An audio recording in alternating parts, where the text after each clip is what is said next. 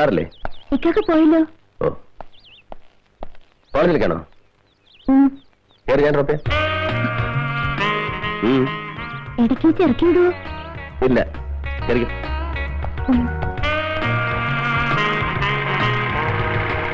ഇന്നലെ തനിക്ക് വല്ലതും പറ്റിയോടോ?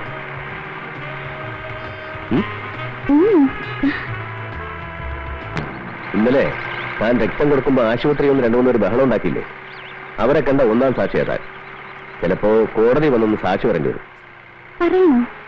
എന്ത് സാക്ഷി? എന്താ പറയാൻ പറ്റില്ലേ? ഞാനൊരു പെണ്ണല്ലേ? അതിനെന്താ? കൂടെ പോരുവോ? എന്തിനു? സാക്ഷി പറയാൻ കൂട്ടിന് പോരുവോന്ന്.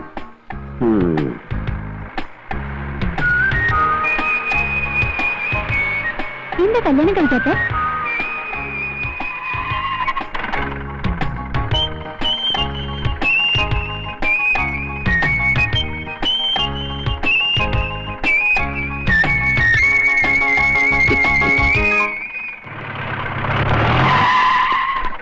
എന്താടോ ഇവിടെ?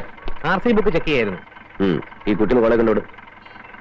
അല്ല സാർ, ഈ മന്ത്രിയുടെ പെങ്ങൾക്ക് കോളേജിൽ പോകാനുള്ള അല്ല പോലീസ് ജീപ്പ്, അവളെ കോളേജിൽ കൊണ്ട് വിടാനുള്ളവനല്ല പോലീസുകാരനും ഇടിയേറ്റെന്ന് സാർ പറഞ്ഞത്. അതെ, ഇടിയേറ്റെന്ന് പറഞ്ഞാൽ എന്താ തെറ്റ്? ഇറങ്ങിക്കോളൂ, ഒന്നുകൊണ്ട് വിടറോ.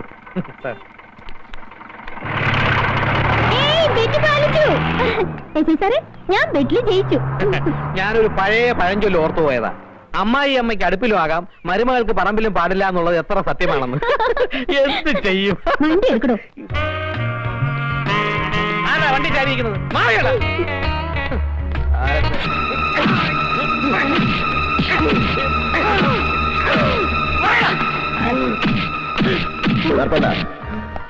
പൂമനം കടപ്പുറത്ത് കുടിലുകൾ കത്തിച്ചതും ആളുകളെ ചുട്ടുകൊന്നതും നിന്റെ നേതൃത്വത്തിലാണെന്ന് എനിക്കറിയാം. പക്ഷേ അത് നീ തന്നിഷ്ടപ്രകാരം ചെയ്തതല്ല, ആരോ നിന്നെ കൊണ്ട് ചെയ്യിച്ചതാണ്. അതാരാ? ആരാണെന്ന് പറ. എനിക്കറിയില്ല. മാർത്താണ്ട,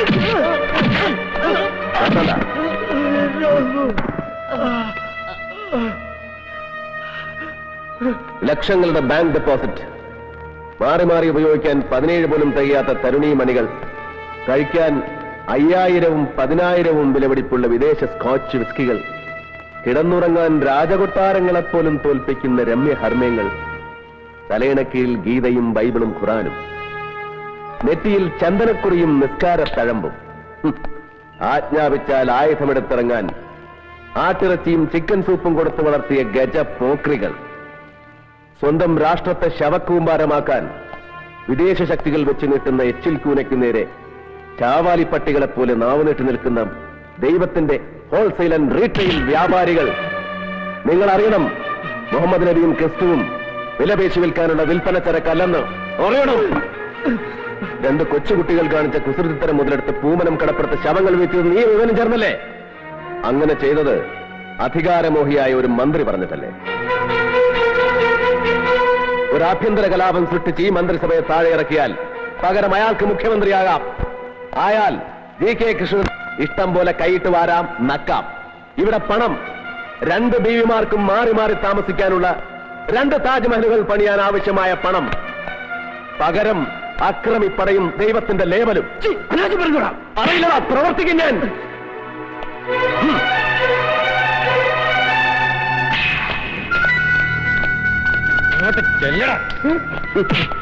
പാവം ആ മന്ത്രിയുടെ പേര് മാത്രമേ ഇവൻ അറിയില്ല.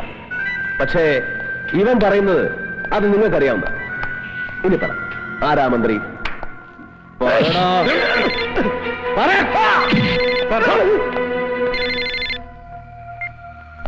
യെസ്. എന്താ സാറേ കാര്യം? ഓക്കെ.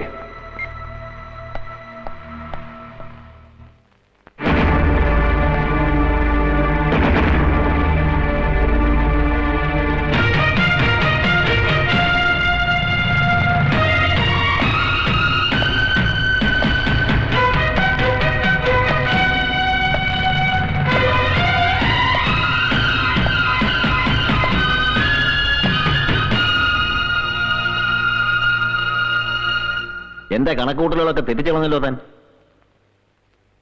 GK കൃഷ്ണനെയും ഖാദർ സാഹിബിനെയും പോലുള്ളവരെ അവരെത്ര വലിയ ക്രിമിനൽസ് ആണെന്ന് ബോധ്യപ്പെട്ടാലും അറസ്റ്റ് ചെയ്യുന്നതിന് മുമ്പ് തനിക്ക് എന്നോടൊന്നും ആലോചിക്കാൻ വരുന്നില്ലേ? ഇയാൾ പറയുന്നു അയാളോടൊന്നും ആലോചിച്ചിട്ടില്ലെന്ന്. ശരിയല്ലേ? അതിന് മഹാന്മാരായ രണ്ടുപേർക്ക് പരമവീര ചക്രം കൊടുക്കുന്ന ചടങ്ങൊന്നും ഇവിടെ നടന്നില്ലല്ലോ സർ. 2 തേർഡ് റേറ്റ് ക്രിമിനൽസിന്റെ അറസ്റ്റല്ലേ നടന്നത്? ക്രിമിനൽസ് എന്ന് അത് ശരിയാ. എന്റെ അഭിപ്രായം 2 മതങ്ങളുടെ പ്രധാനപ്പെട്ട ഒരു പ്രാധാന്യമില്ല സർ. ഞാൻ അന്വേഷിച്ചിടത്തോളം അവർ ഒരു സംഘടനയുടെയും ഔദ്യോഗിക ഭാരവാഹികളല്ല. അവരുടെ കൂടെയുള്ളവർ വിശ്വാസികളുമല്ല. ഒരു കൂട്ടം ഗുണ്ടാ സംഘങ്ങളാ. അവരാർക്കൊക്കെയോ വേണ്ടി. Amarnath, you come to the point. GK കൃഷ്ണന്റെയും ഖാദർ സാഹിബിന്റെയും അറസ്റ്റിനെ കുറിച്ച് സംസാരിക്കാനാണെങ്കിൽ സോറി സർ. കണ്ടോ, ഇതാ ഞാൻ പറഞ്ഞത്. വേണ്ട, തൽക്കാലം ബഹുമാനപ്പെട്ട മന്ത്രി ഒന്നും പറയണ്ട.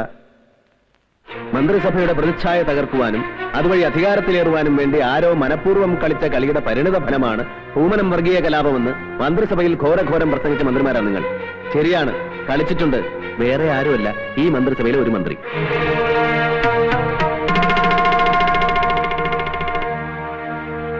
നമുക്കറിയണ്ടേ ബഹുമാനപ്പെട്ട ആ മന്ത്രി ആരാണെന്ന്?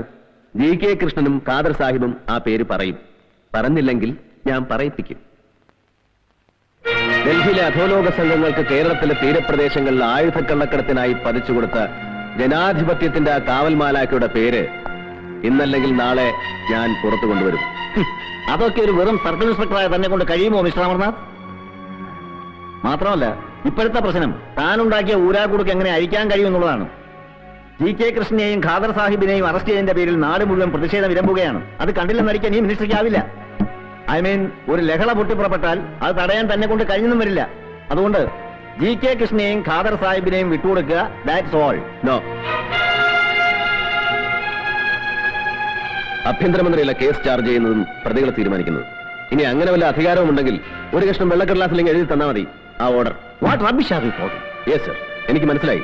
സാർ ഇപ്പൊ കാണിക്കുന്നത് മൂന്നാംകിട രാഷ്ട്രീയക്കാരന്റെ ഉളുപ്പില്ലാത്ത കരണം മറിച്ചില്ല. അമർനാഥ്, വ്യക്തിപരമായി ഞാൻ നിങ്ങൾക്ക് തന്ന സ്വാതന്ത്ര്യം എന്റെ തലയിൽ കയറിയിരിക്കാനുള്ള ലൈസൻസ് ആണ് ധരിക്കരുത്.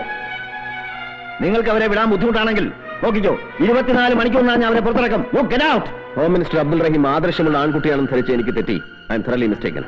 പക്ഷേ ആ തെറ്റ് ഞാൻ തിരുത്തിയേ മതിയാവും. കാണാം. തോൽക്കുമെന്ന് അറിഞ്ഞുകൊണ്ടൊരു യുദ്ധം നയിക്കരുത്. പിന്നീട് നിങ്ങൾക്ക് ഒരുപാട് കരയേണ്ടി വരും. സ്വന്തം അച്ഛന്റെ ശവശരീരം പഴമ്പായിൽ പൊതിഞ്ഞ് ഏറ്റുവാങ്ങുമ്പോഴും കരഞ്ഞിട്ടില്ല സർ. രക്തം തുടിച്ചിട്ടേ ഉള്ളൂ. ആ തന്തയ്ക്ക് പറഞ്ഞ മകൻ തന്നെയാണ് പറയുന്നത്. ഇതിന്റെ പേരിൽ എനിക്ക് എത്ര കരയേണ്ടി വന്നാലും ആ ദേശദ്രോഹികളെ ഞാൻ കോടതിക്ക് മുമ്പാകെ ഹാജരാക്കും. That's my duty and moral responsibility.